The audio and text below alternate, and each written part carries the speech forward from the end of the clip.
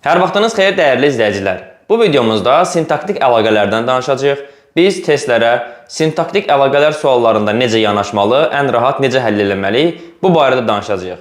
İzaha keçmədən öncə kanala abunə olaraq paylaşılan bu ödənişsiz videolardan faydalana bilərsiniz. Eyni zamanda bizim ödənişli dərslərimiz üçün ekranın bu hissəsində olan 055 418 82 02 nömrələri ilə bizimlə əlaqə saxlaya bilərsiniz.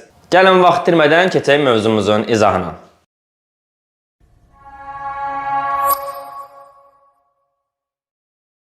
Demək, sintaktik əlaqələr bir cümlə tərkibindəki sözlərin, ifadələrin bir-biri ilə məna və qrammatik cəhətdən əlaqəyə girməsidir. Və bu əlaqələrin iki növü var. Birinci növü olacaq tabesizlik əlaqəsi, tabesizlik. Digəri olacaq tabelilik əlaqəsi, tabelilik. Baxın. Biz tabesizlik və tabellik əlaqələrini necə fərqləndirməliyik və nümunə üzərində necə tapmalıyıq? Ən rahat üsul, tabesizlik əlaqəsi əgər bir cümlənin tərkibində varsa, deməli o cümlədə ya vergül olmalıdır, ya da və bağlayıcısı olmalıdır. Bəs cümlədəki bütün vergüllər və bağlayıcıları tabesizlik əlaqəsini yaradırmı? Əlbəttə ki, xeyr. Biz burada ya sadalanan sözlər arasında, yəni həmcins üzvlər arasında, ya da tabesiz mürəkkəb cümlənin tərəfləri arasında, yəni iki mürəkkəb, yəni iki sadə cümləni daha doğrusu birləşdirib mürəkkəb cümlə yaranan komponent arasında tabesizlik əlaqəsini axtaracağıq. Yəni cümlə tərkibində işlənən hər vergülə biz tabesizlik əlaqəsi deyə bilmərik. Gəlin məsələn nümunə göstərək. Tutaq ki, Əli və Həsən gəldilər. Baxın, burada Əli və Həsən. Kim? Əli, kim? Həsən. Həmcins mübtəda var. Yəni sadalanan sözlər var. Deməli, Əli ilə Həsən burada bir-biri ilə münasibətdə tabesizlik əlaqəsindədir. Tabesizlik əlaqəsinin cümlə tərkibindəki şərti sxemi, yəni sözlər arasında sxem necə qoyulur? Ox hər iki tərəfdən bir-birinə çəkilmiş formada. Yəni, Əli və Həsən arasında burada tabesizlik əlaqəsi özünü göstərir. Yəni, bir cümlə tərkibində ya həmcins üzvlər arasında olmalıdır, ya da tabesiz mürəkkəb cümlənin tərəfləri arasında. Gəlin örnək verək. Axşam düşdü və hava qaraldı. Baxın, bu cümlədə düşdü nə? Axşam. Qaraldı nə? Hava. Yəni, tabesiz mürəkkəb cümlə var və tabesiz mürəkkəb cümlənin arasında işlənən və bağlayıcı tabesizlik əlaqəsinin göstəricisidir. Yəni, ya tabesiz mürəkkəb cümlənin arasında işlənməlidir, ya da sadalanan sözlər arasında. Məsələn, deyir ki, mən əlbəttə gələcəyəm. Burada əlbəttə modal sözün tələbinə görə cümlədə özündən əvvəl və özündən sonra vergül qoyulur. Düzdürmü? İndi bu vergüllərə görə biz tabesizlik əlaqəsi götürə bilərik. Təbii ki, xeyr, çünki modal sözün vergülü tabesizlik əlaqəsində yoxdur. Məsələn, o bizi masaya qoydu. Burada o-dan sonra vergül qoyulacaq. Bu sonuncu OTK sualında işlənən cümlə tiplərindən biridir. Biz burada mən, sən, o, biz əvəzlik deyil. Biz iynə deməkdir. O, bizi. Biz isim gəlibsə, deməli o-dan sonra vergül qoyulmalıdır. İndi yaxşı, bu vergülə görə biz deyə bilərik ki, cümlədə tabesizlik əlaqəsi var. Təbii ki, xeyir, çünki tabesizlik əlaqəsi, yenə deyirəm, ya sadalanan sözlər arasında olur, ya tabesiz mürəkkəb cümlənin tərkibində. Demək ki, bu cümlədə tabesizlik əlaqəsi yoxdur. Bəs yaxşı, tabellik əlaqəsi nədir? Gəlin qaydaq ən baş səhifəmizə tabellik əlaqəsi haqqında danışaq. Biz əvvəlki illərdə tabellik əlaqəsindən danışsaydıq, deyərdik ki, burada yanaşma var, idarə var, uzlaşma var. Sonra başlayardıq yanaşmanın öz qaydalarını, idarənin öz qaydalarını saymağa. Amma artıq bunlara ehtiyac yoxdur. Çünki dim toplularından da yəqin ki, görmüsünüz ki, nə yanaşmanın, nə idarənin adı artıq çəkilmir. Bizə sadəcə olaraq tabellik əlaqəsi dediyi zaman bir cümlə tərkibində hər hansı bir iki sözün bir-biri ilə əlaqəyə girməsindən söhbət gedir. Bu nə deməkdir? Gəlin ətraflı yazaq. Məsələn, mən bu kitabı ondan aldım. Gəlin cümləni təhlil eləyək. Nə etdim? Aldım. Kim aldı? Mən aldım. Mən nəyi aldım? Kitabı. Hansı kitabı? Bu kitabı. Kimdən aldım? Ondan aldım. Baxın, tabellik əlaqəsi üzvlərin bir-birilə əlaqəsidir. Mən aldım. Deməli, burada mən və aldım arasında bir tabellik əlaqəsi var. Yəni, uzlaşma əlaqəsi var. Mübtədə ilə xəbər arasında uzlaşma əlaqəsi olur. Ümumiyyətlə, tabellik əlaqəsində iki tərəf var. Söz birləşməsində olduğu kimi aslı və əsas tərəf. Burada söz birləşməsində olduğu kimi yenə əsasən birinci tərəf aslı tərəfdir və ikinci tərəf əsas tərəfdir. Ox işarəsi, şərti sxemi əsas tərəfə doğru çəkilir. Amma uzlaşma əlaqəsində mübtəda birinci tərəf olduğuna görə birinci tərəf əsas olur, ikinci tərəf asılı olur. Ox işarəsi yenə əsas tərəfə doğru çəkilir. Yəni mən aldım, mən mübtədadır, aldım xəbərdir. Burada uzlaşma əlaqəsi var. Deməli, uzlaşma əlaqəsində ox işarəsi mübtədaya doğru çəkiləcək. Yəni mübtəda və xəbər arasında bir tabellik əlaqəsi var. Bu hissəni silək.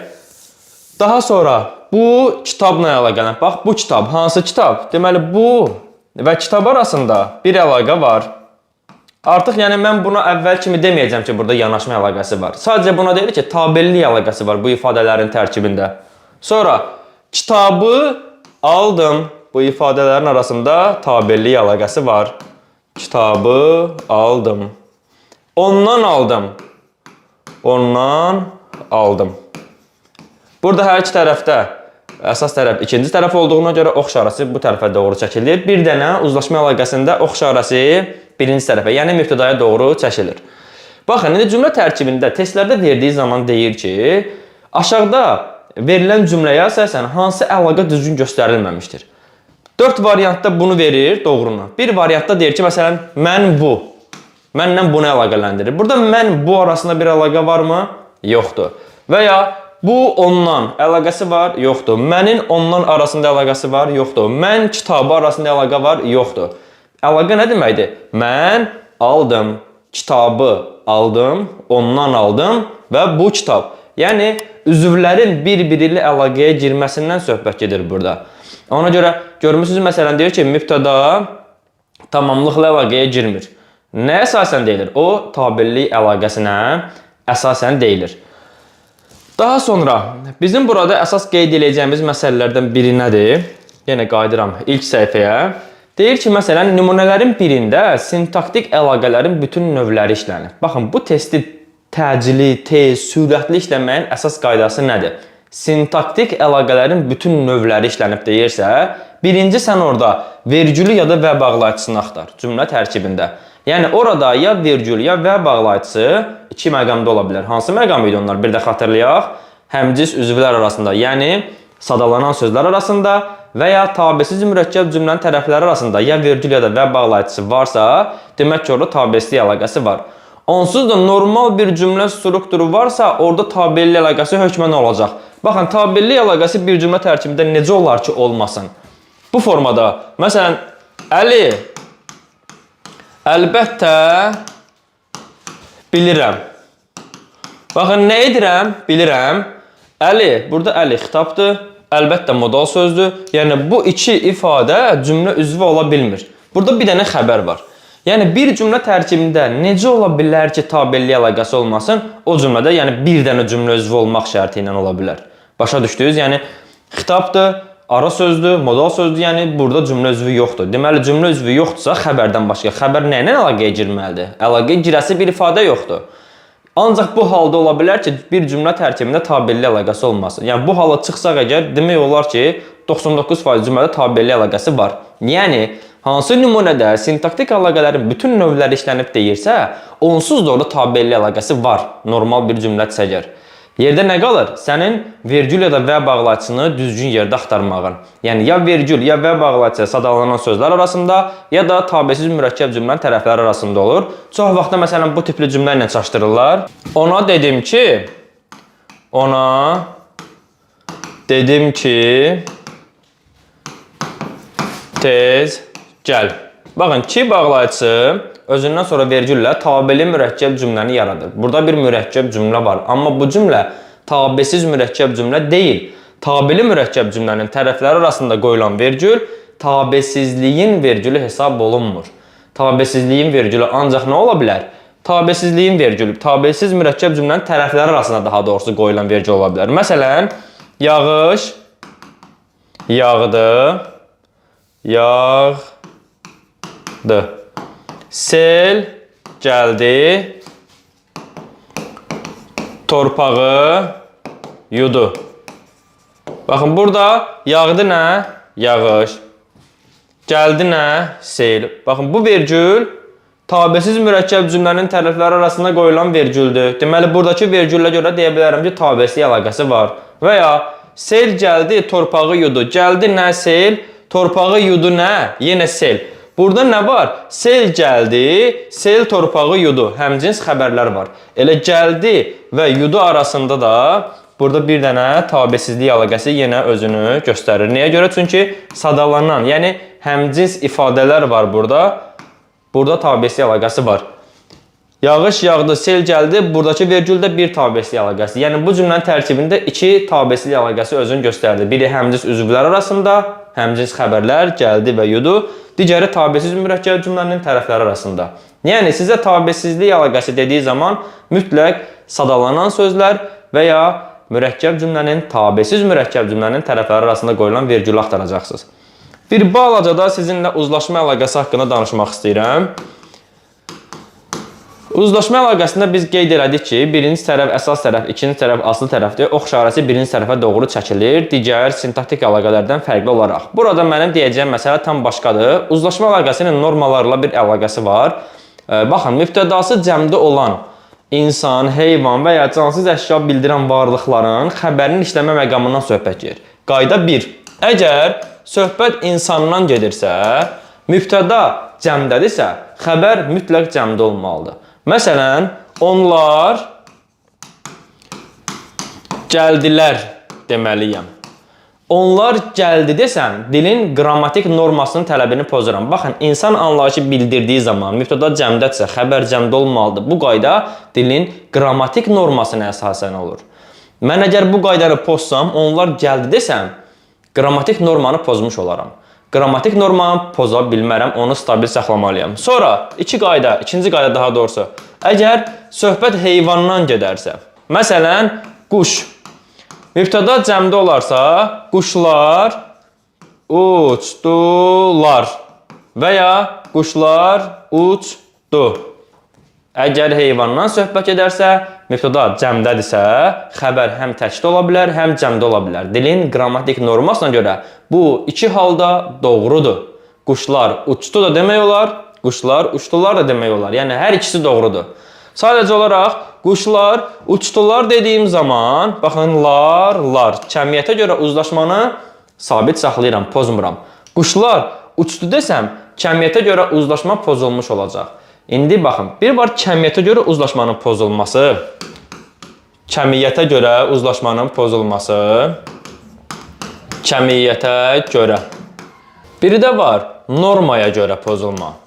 Baxın, cəmiyyətə görə uzlaşmanın pozulması bizim üçün elə önəmli deyil. Bizim üçün ən önəmli məsələ dilin normasını qorunmaqdır. Yəni, önəmli olan məsələmiz nədir? Normalardır. Biz normaları qorumaq üçün cəmiyyətə görə uzlaşmanı poza da bilərik, pozmaya da bilərik. Yəni, bizim üçün önəmli olan burada nədir? Normanın pozulmaması.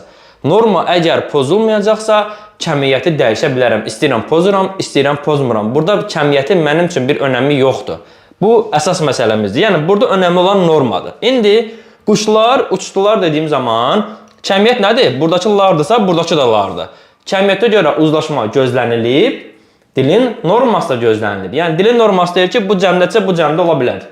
Sonra, quşlar uçdu. Burada cəmiyyətə görə uzlaşma pozuldu. Çünki quşlar cəmdədirsə, uçdu təkdədir. Amma dilin norması deyir ki, bu da doğrudur. Deməli, dilin norması heyvanın anlayışı olduğu zaman mübtəda cəmdədirsə, xəbər təkdə ola bilər, cəmdə də ola bilər. Yəni, cəmiyyətə görə uzlaşmanı poza da bilərəm, pozmaya da bilərəm. Normaya görə hər ikisi doğrudur. Və gəldik 3. Cansız varlıqlar. Cansız varlıq nə deməkdir? Məsələn, kitab. Kitablar. Cəmdə yazdım. Kitablar stolun üstünə düzüldü. Baxın, kitablar düzüldülər desəm, burada artıq normanı pozmuş olaram. Yəni, qayda deyir ki, cansız əşyada mübtəda cəmdə olarsa, nə? Kitablar. Xəbər mütləq təkdə olmalıdır. Yəni cansız əşyada mən cəmiyyətə görə uzlaşmanı mütləq pozmalıyam. Nəyə görə pozmalıyam? Dilin normasını qorumaq üçün pozmalıyam. Başa düşdünüz? Bir daha başdan izah edirəm. 3 dənə əsas faktorumuz var. 1. İnsan anlayışı bildirmək. 1. Heyvan anlayışı bildirmək. Bir də cansız əşya ifadəsi var. Hər üçü mübtədası cəmdə olduğu zaman necə işlənməlidir normanın tələbinə görə? Deyir ki, əgər söhbət insandan gedirsə, mübtəda cəmdədirsə, xəbər mütləq cəmdə olmalıdır. Məsələn, turistlər şəhəri gəzirdirlər deməliyəm. Turistlər şəhəri gəzirdir desəm, dilin normasını pozmuş olaram ki, poza bilmərəm. Yəni, insan anlayışı bildirdiyi zaman cəmiyyətə görə uzlaşma mütləq gözlənilməlidir. Nəyə görə? Dildəki normanın tələbinə əsasən. Heyvan anlayışı bildirdiyi zaman mübtəda cəmdədirsə, xəbər təkdə də ola bilər, cəmdə də ola bilər. Yəni, inəklər otlayırdılar da deyə bilərəm, inəklər otlayırdı da deyə bilərəm. Yəni, cəmiyyətə görə uzlaşmanı dilin normasına görə poza da bilərəm, pozmaya da bilərəm. Bu, dilimizdə doğrudur, hər iki formada. Cansız əşya bildirənlərdə isə, mübtəda cəmdədirsə, xəbər mütləq təkdə olmalıdır. Yəni, dilin cəmiyyətə görə uzlaşmasını hər zaman pozmalıyam. Nəyə görə? Normanı qorumaq üçün. Başa düşdünüz? Yəni, cəmiyyətə görə uzlaşma əslində bizə nə üçün vacibdir? Dilin normasını qorumaq üçün. Yəni, normanın tələbi nədirsə, mən cəmiyyətə görə uzlaşmanı ona müvafiq qurmalıyam. Başa düşdünüz? Çox adam elə bilir ki, cəmiyyətə görə uzlaşmanın pozulması bir qüsurdur. Bir qüsur deyil, xeyr. Cəmiyyətə görə uzlaşmanı mən qoruyub, qorumamaq, yəni pozub pozmamağı dilin normasında müəyyənləşdirirəm. Bu bir qüsur deyil. Qüsur odur ki, normanın pozulmasıdır. Amma cəmiyyətə görə uzlaşma mütləq pozula da bilər, pozulmaya da bilər.